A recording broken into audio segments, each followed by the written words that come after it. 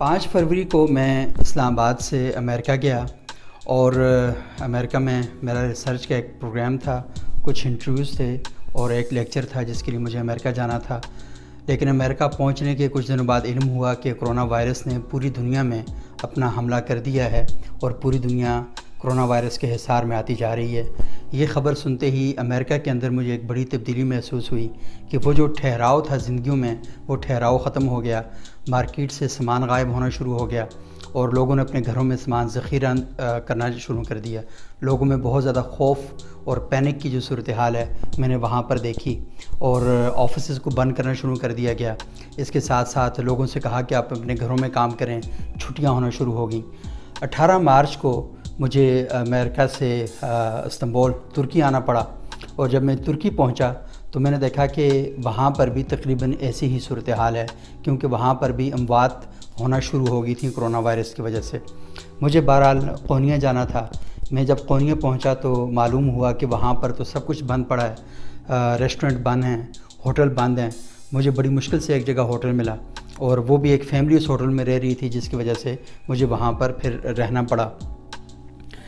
مساجد ساری بند تھیں۔ ترکی میں 86,000 کے قریب مساجد ہیں، اور وہ ساری مساجد بند کر دی گئی تھیں۔ وہاں صرف 5 وقت کی اذان ہوتی تھی، اور عشاء کی نماز کے بعد علماء لاؤڈ سپیکر آن کر کے 2 منٹ کی دعا کرواتے تھے، اور 2 منٹ وہ لوگوں کو کرونا وائرس سے بچنے کے حوالے سے جو حکومت گائیڈ لائن فراہم کرتی تھی وہ لوگوں کو بتاتے تھے، اور لوگ اپنے گھروں کی کھڑکیاں کھول کر اس دعا پر آمین کہتے تھے۔ تو یہ 6 منٹ کی ایک ایکٹیویٹی مساجد کے اندر ہوتی تھی۔ اس کے علاوہ نہ جمعے کی نماز ہوتی تھی اور نہ ہی نماز باجماعت ہوتی تھی، اور ان 86,000 مساجد میں کیونکہ یہ حکومتی کنٹرول کے اندر ہیں تو اس وجہ سے سب جگہ ایک ہی جو سلسلہ ہے وہ چل رہا تھا۔ اسی دوران مجھے علم ہوا کہ حکومت پاکستان نے اپنا فضائی آپریشن بند کر دیا ہے، اور ترکی کی حکومت نے بھی اپنا فضائی آپریشن بند کر دیا ہے۔ اور اس کے بعد جو اس سے زیادہ بری خبر جو مجھے وہاں پر ملی وہ یہ تھی کہ اب آپ قونیہ چھوڑ کر کسی دوسرے علاقے میں نہیں جا سکتے، کیونکہ حکومت نے ایک صوبے سے دوسرے صوبے میں جو آمد و رفت تھی اس پر بھی پابندی لگا دی۔ ٹرینیں بند ہو چکی تھیں، جہاز بند ہو چکے تھے، بسیں بند ہو چکی تھیں، ٹیکسیاں بھی نہیں جا سکتی تھیں۔ اس کے لیے خصوصی اجازت نامہ درکار تھا۔ میں نے حکومت پاکستان میں وزارت داخلہ سے رابطہ کیا، وزارت خارجہ سے رابطہ کیا، ان لوگوں نے ٹرکش جو ایمبیسی ہے وہاں پر رابطہ کیا، اور پھر جو ترکی کی ایمبیسی ہے اس کے خاص خط پر گورنر قونیہ نے مجھے قونیہ چھوڑنے کا ایک اجازت نامہ دیا۔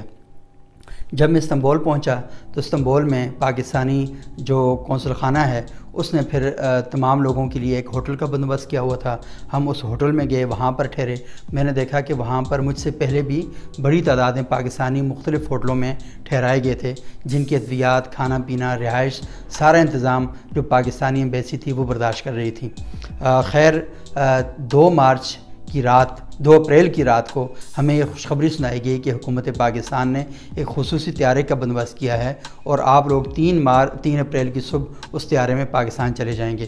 جب ہم ایئرپورٹ پہنچے، ہمیں بسوں کے ذریعے ایئرپورٹ پہنچایا گیا، تو وہاں پر ہم نے دیکھا کہ جو ترکی کے پاکستانی سفیر ہیں، قونصل جنرل ہیں، اور جو ایمبیسی کا عملہ ہے وہ سارا وہاں موجود تھا۔ ان لوگوں نے ہمیں داستانے دیے، ہمیں ماسک دیے، اور صبح کا ناشتہ کروانے کے بعد ہم سے یہ اپیل کی گئی، یہ کہا گیا سب لوگوں کو کہ آپ نے حفاظتی انتظامات کا بہت زیادہ خیال رکھنا ہے۔ اور جب ہم جہاز میں بیٹھے تو ایک سیٹ چھوڑ کر ہمیں جہاز میں بٹھایا گیا۔ میں نے دیکھا کہ راستے میں کچھ لوگ اس چیز کی پابندی نہیں کر رہے تھے، لیکن 12 لوگوں کی اکثریت ان کوڈز کو فالو کر رہی تھی۔ اسلام آباد کے ایئرپورٹ پر جب ہم اترے تو یہاں پر ہمیں ایک بندے کو جہاز سے اتارا گیا، اور اس کا پورا نام، پتہ، فارم وغیرہ فل کروانے کے بعد اتارا گیا، اور ہم سے پوچھا گیا آپ کو بخار تو نہیں ہے، آپ کو کھانسی تو نہیں ہے، آپ کا گلا خراب تو نہیں ہے، اور آپ کیسا فیل کر رہے ہیں۔ تو ایک بندے کو باقاعدگی کے ساتھ چیک کرنے کے بعد جہاز سے اتارا گیا، اور جہاز سے اتارنے کے بعد ہمیں ایک ہال میں لے جایا گیا، اور وہاں پر ہم سے کہا گیا کہ آپ سب لوگ بیٹھ جائیں، آپ کا کرونا وائرس کا ٹیسٹ ہوگا۔ پھر ہمارا ٹیسٹ کیا گیا۔ ٹیسٹ کرنے کے بعد اب ہمیں کہا گیا کہ اب آپ باہر جائیں گے، اور وہاں پر جو عملہ ہے وہ آپ کو بسوں میں لے کر مختلف مقامات پہ لے کے جائے گا۔ تو ہم تھوڑے سے گھبرائے ہوئے تھے، پتہ نہیں ہمیں کس جگہ لے کر جائیں گے، لیکن اسلام آباد کے سب سے جو اچھے ہوٹلز ہیں ان ہوٹلز میں ہم لوگوں کو رہائش گاہیں دی گئیں، اور وہاں پر کھانے پینے کا انتظام بھی تھا، اور سب لوگوں کو کہا گیا کہ وہ ایک کمرے میں رہیں گے، ایک بندہ ایک کمرے میں رہے گا، اور وہ اپنے کمرے سے باہر نہیں نکلے گا۔ 24 سے 48 گھنٹے بعد ہمارا رزلٹ آ گیا، جس میں میں پتہ چلا کہ ہماری پرواز کے جو 22 لوگ ہیں ان کا جو رپورٹ آئی ہے وہ پازیٹیو آئی ہے. تو اب ہر بندہ ڈرا ہوا تھا, گھبرایا ہوا تھا کہ اس رپورٹ میں اس کا نام تو نہیں ہے. تو بہت پریشانی کی جو صورتحال وہاں پر دیکھی. اچھا, میں دیکھ رہا تھا کہ لوگ پینک ہو رہے تھے, تھوڑے سے ڈسٹرب بھی ہو رہے تھے. تمام تر سہولیات ملنے کے باوجود بھی لڑائیاں بھی وہاں پر میں نے دیکھا کہ کچھ فیملیز کے اندر ہونا شروع ہو گئی تھیں. لیکن کیونکہ لوگ گھبرا رہے تھے کہ کیا پتہ کہ اس کے پارٹنر کو تو کرونا وائرس نہیں ہے, یا ایسا تو نہیں ہے کہ بچوں کے ساتھ کرونا وائرس, کیونکہ اس میں فیملیز بھی بہت زیادہ تھیں اور وہ چاہنے کے باوجود بھی الگ الگ نہیں رہ سکتے تھے. تو یہ ایک بڑا پرابلم تھا جو وہاں پر میں دیکھ رہا تھا. میں نے کئی لوگوں کے انٹرویوز کیے, ان سے پوچھا کہ آپ کیا سمجھتے ہیں کہ یہ جو سارا وبا پھیلی کرونا وائرس کے حوالے سے اور حکومت جس میں انتظامات کری تو ہمیں کیا کرنا چاہیے. تو لوگ یہ کہہ رہے تھے کہ ہمیں سختی کے ساتھ حکومتی جو حفاظتی اقدامات ہیں ان پر عمل درآمد کرنا چاہیے. اور وہ یہ بھی کہہ رہے تھے کہ حکومت نے ہمیں بڑا فخر محسوس ہو رہا ہے کہ حکومت نے انہیں اون کیا ہے اور انہیں اس بات کا احساس فراہم کیا ہے کہ نہیں ان کے پیچھے کوئی کھڑا ہے اور ایک پوری حکومت ان کے ساتھ مل کے کھڑی ہوئی ہے. تو یہ ایک بڑا اچھا احساس جو تھا, خوشگوار احساس میں نے لوگوں کے اندر دیکھا.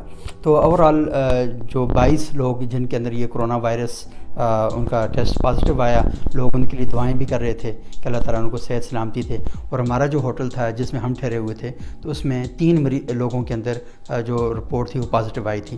تو ہم سب لوگوں کو یہ کہا گیا کہ اب آپ لوگ اپنے گھروں کو جا سکتے ہیں, لیکن آپ نے 14 دن اپنے گھروں میں بلکہ اپنے کمروں سے باہر نہیں نکلنا, کیونکہ اگر آپ اپنے کمروں سے باہر نکلیں گے تو عین ممکن ہے کہ کوئی اور پرابلم بھی آپ کے ساتھ ہو سکتے ہیں. تو ہمیں جو کہا گیا کہ آپ نے سیلف آئسولیشن میں, یعنی آپ نے خود ساختہ تنہائی اپنے اوپر طاری کرنی ہے, اپنے اوپر مسلط کرنی ہے اور آپ نے اس طریقے سے وہاں پر رہنا ہے. تو بہرحال میں اب تو یہی کوشش کر رہا ہوں کہ یہ جو گائیڈ لائن ہے ان کو مکمل طور پر فالو کروں.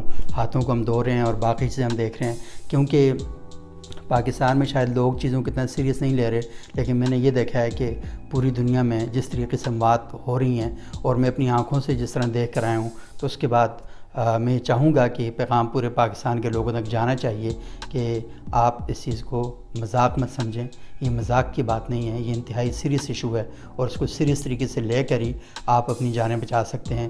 جب بڑی بڑی طاقتیں سر اپنا جھکانے پر اور ناک رگڑنے پر مجبور ہو گئی ہیں, تو شاید ہمارے پاس نہ اتنے وسائل ہیں اور نہ ہی ہم اس چیز کو اس طرح برداشت کر سکتے ہیں کہ اس کا کوئی انتظام اتنی اچھی بہتر صورتحال میں کر سکیں جس طرح باقی ممالک کر رہے ہیں.